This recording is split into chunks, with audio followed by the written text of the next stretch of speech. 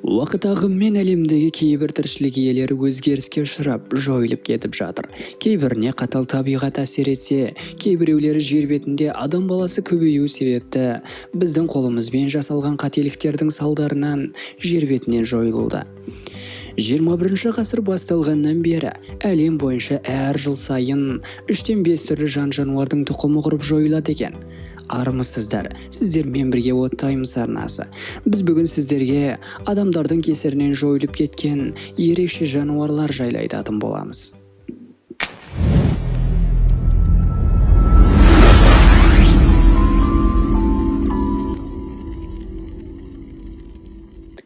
Квага, Африканың оңтүстігі мекендеген, бойы 125-130 сантиметрді құрайтын, алдында зебра секілді жолақтары, ал арты аттар секілді торы түсті болғаны. Аңшылар кваганы оның берік терісі үшін аулаған деседі. Квага табындарды қорғау мақсатында қолға үйретіліп, үй жануары ретінде қолданылатын болған. Квагалар басқа үй жануарларына қарағанда жақындап келе жатқан жыртқышты ерте сезіп, куаха деген секілді дыбыспен қожайын ескертетін үшін өз атауын алған. Соңғы квага 1883 жылы өлтірілді деген дерек бар. Бұл жануардың жойылу негізгі себебі қымбат терісі үшін аңшылардың жаппай аулауы себеп болған. Бүгінде кваганың соңғы 23 дана терісі әлемдегі түрлі музейлерде сақталуда. Сирендер. Сирендер құрлыққа шықпайтын, өмір бойы суда тіршілік ететін сүтқоректілер. Дене формасы киттерге ұқсас, бірақ мойны денесінен айқын бөлінген. Үнді мұхитының жағалауында өмір сүрген бұл сүтқоректіні 1741 жылы орыс академигі Стеллар Командер аралдарында сирендердің ірі бір түрінің барлығын анықтап, оны Стеллардың құрметіне Стеллар сиыры деп атаған.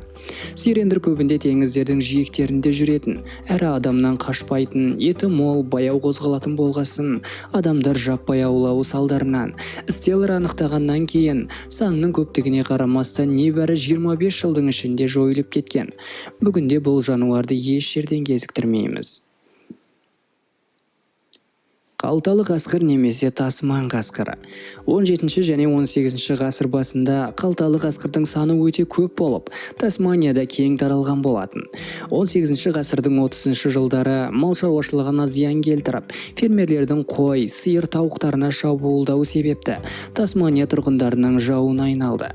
Кейін саудагерлер бұл жануардың бас сүйегіне 1 фунттан береміз деген соң, еш аяусыз бұл жануарды өлтіре бастаған. Осылайша 1930 жылы ең соңғы қалталы қасқыр оққа ұшуымен бұл есім тарих болып қалды. Кезеген кептер. Адам әрекетінен жойылып кеткен жануарлардың тағы бір түрі кезеген кептер болып табылады. Бұрындары миллиондаған кезеген кептер солтүстік Америка аспанында өмір сүрген. Тамақты көре сала бұл құстар шегірткелер секілді жемтіктерге, жаңғақтарға, жәндіктерге тарпа бас салып, тойған соң ұшып кететін болған. Бұл құстардың мұндай әрекеттері колонистердің ызаларын тудыратын. Сондықтан оларды колонистер өлтіре алғанша өлтіретін. Уақыт өте келе оларды әртүрлі айла қолдану арқылы аулап, оларды атудан жарыстар ұйымдастыратын болған. Бұл құстың ең соңғысы 1914 жылы колонистер тарапынан өлтірілген. Піл құсы.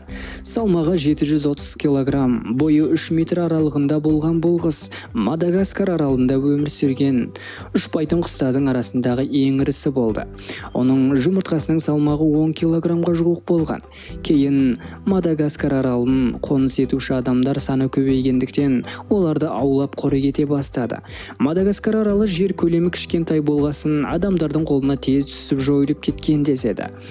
Бұл құстың жойылуы жайлы тағы аңыз сол уақыттағы адамдардың асырап отырған тауықтарынан абайсызда құс тұмауы тарап жойылып кетті деген де деректер бар.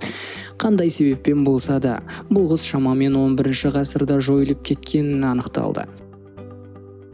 Егер видео ұнаса, лайк басып, арнамызға жазылуды ұмытпаңыз. Сіз үшін оттаймыз.